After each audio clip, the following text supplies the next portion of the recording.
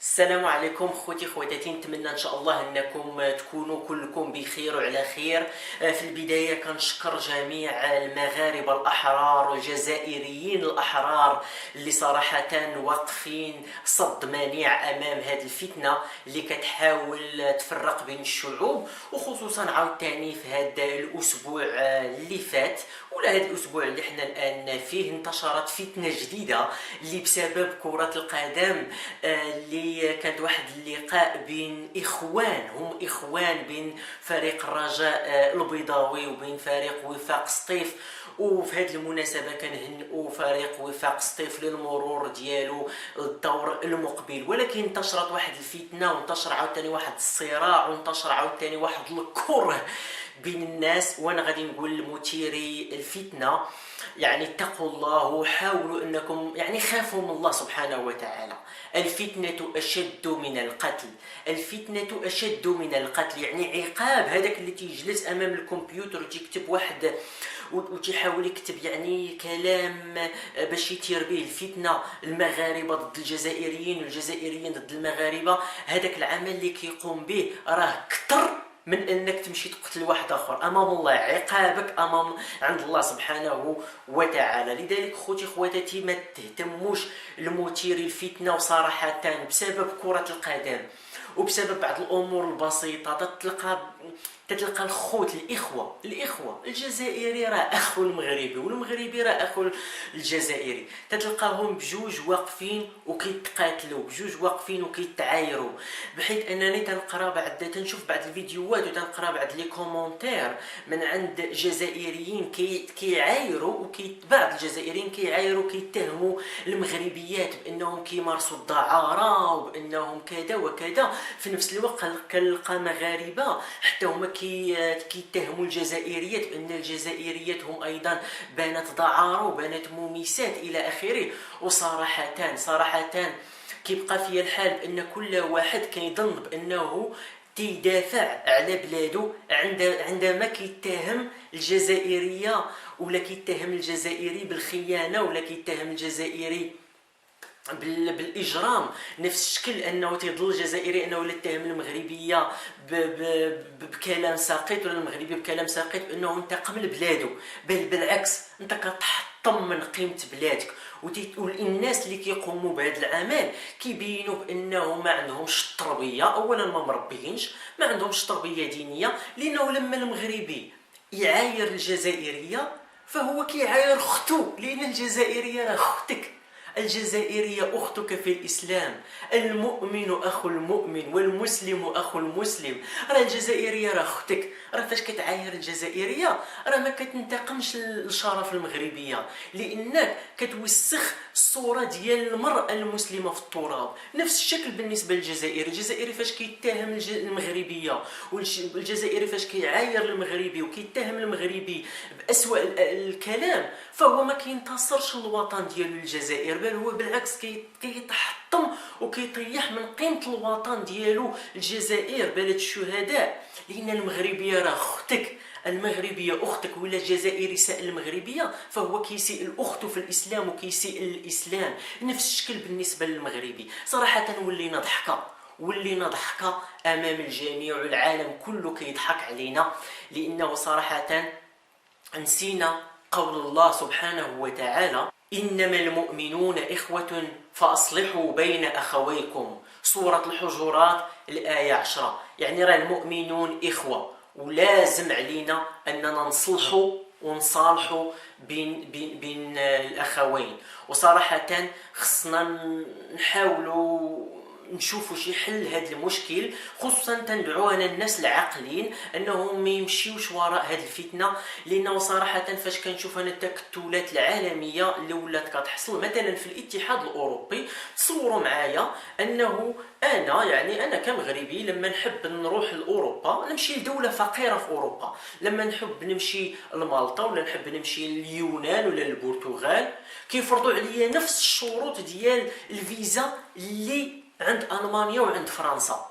لما الجزائري يحب يعمل نفس الشكل نفس الشيء، ما تيفرقوش بيناتنا. بالإضافة إلى ذلك إلى المغرب مثلا ساءت علاقته مع اليونان فهذا كتسيء علاقته مع جميع دول الاتحاد الاوروبي، ولا اتخذوا قرار كيلتزموا به كاملين جميع الاتحاد الاوروبي. اما حنايا ولينا ضحكه لما فرنسا كتخاصم مع الجزائر فكتوجد نفسها انها بسهوله انها تشتغل في المغرب ولا تشتغل في تونس ولا تشتغل في ليبيا ولا في اي دوله، لانهم يتعاملوا معها. الى مثلا فرنسا تخاصمت مع المغرب فبسهوله انها ممكن انها تشتغل مع الجزائر ومع تونس، لاننا ما عندناش كلمه موحده. فتصوروا معايا اننا لو قمنا واتحدنا بيناتنا فغادي نوليو قوه عظمى اقليميه في الاقتصاد، لاننا غادي يكون عندنا الغاز، غادي يكون عندنا البترول، عندنا الفلاحه، عندنا الصيد البحري، عندنا السياحه، عندنا الفوسفات، عندنا الطبيعه، الجبال، الثلوج، السهول، الانهار، البحر تبارك الله، البحار، الصحراء. غادي من الناحيه الاقتصاديه غادي نوليو اقتصاد عظيم. عاد اضافه الى ذلك الى ولينا كنصنعوا، عاد اضافه الى ذلك الى ولا عندنا جيش واحد وموحد، جيش قوي كيحمي الحدود ديالنا من الارهاب، كيحمي الحدود ديالنا من كل متربص. غادي تكون عندنا جيش عظيم، جيش نقدروا نوصلوه لمليون راجل اللي غادي يحميو البلدان ديالنا. عاد الاقتصاد، عاد العلم، عاد الثقافه، عندنا لغه وحده، لان نحن ماشي بحال الاتحاد الاوروبي، حنا احسن من الاتحاد الاوروبي، لان الاتحاد الاوروبي ما عندوش لغه موحده، اما حنا فعندنا لغه وحده ولهجاتنا متشابهه. فصراحه نساو المثير الفتنه، ولا شفتوا شي شخص مثير الفتنه بلغوا عليه اليوتيوب يغلق ليه القناه ديالو، ما تحاولوش تمشوا وتبعوهم. حاولوا اخواني اخواتي اننا ناسسوا جيل جديد، جيل من الناس اللي تيامنوا بالوحده المغاربيه، اللي كتامن بالتنوع المغاربي الامازيغي والعربي والصحراوي الى اخره، ونحاولوا اننا نفكروا في الوحده وننساو الانقسام والحدود الى اخره. نفتحوا الحدود بيناتنا، نعملوا واحد، نستافدوا من الاوروبيين، لان الاوروبيين صراحه فاتونا في شحال من حاجه حنايا اولى بها، لاننا حنايا كيجمعنا الاسلام، الاخوه، المسلم اخو المسلم. كيفاش انني انا تسمح لي نفسي انني نتكلم كلام حقير على الجزائريه ولا على الجزائري؟ كيفاش؟ لان الجزائري راه اخي، كما كانت الجنسيه ديالو راه هو اخي، راه الاسلام كيجي فوق الجنسيه. الا جات الجنسيه والوطنيه هنايا، الاسلام راه فوق منها. راه حنا راه كنا كاسنان المشط، راه بحال المشطه، السنان ديال المشط راه بحال كلنا مثل بعض.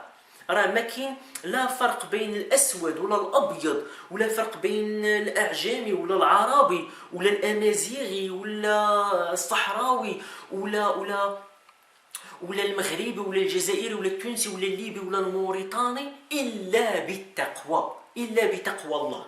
فحاولوا اخواني اخواتي انكم تفكروا هذا الكلام، ونحاولوا كنتمنى من قلبي ان شاء الله، نتمنى ان الملك ديالنا الله ينصرو يلتقي بالرئيس الجزائري، فخامة الرئيس الجزائري، ويجلسوا ويحاولوا ان شاء الله يوجدوا حل هذا المشكل، لاننا ما امسنا للوحده.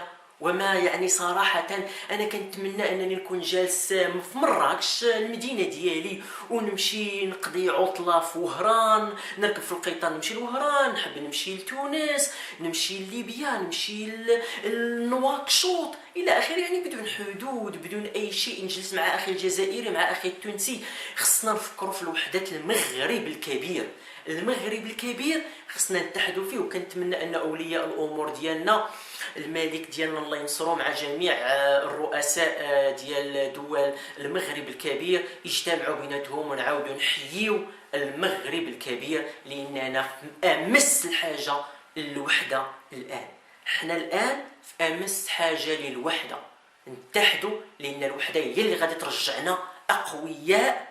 وغادي في هذيك المكان لما غادي يتحد المغرب الكبير، ما نظنش بان يعني حتى الاسلام ما غاديش يقدر شي حد يستهزئ منه، وحتى الرسول صلى الله عليه وسلم ما غاديش يقدر شي حد ينال منه ولا يستهزئ منه. كنشكركم اخواتي، ونشروا معنا هذا الفيديو وشجعونا باش ان شاء الله نقوموا بالوحده، وباش اولياء الامور يوصلهم الصوت ديالنا. وكنشكر كل مغربي حر، كل جزائري حر، كل تونسي حر، كل ليبي حر، وكل موريتاني حر كيفكر في الوحدة المغاربية.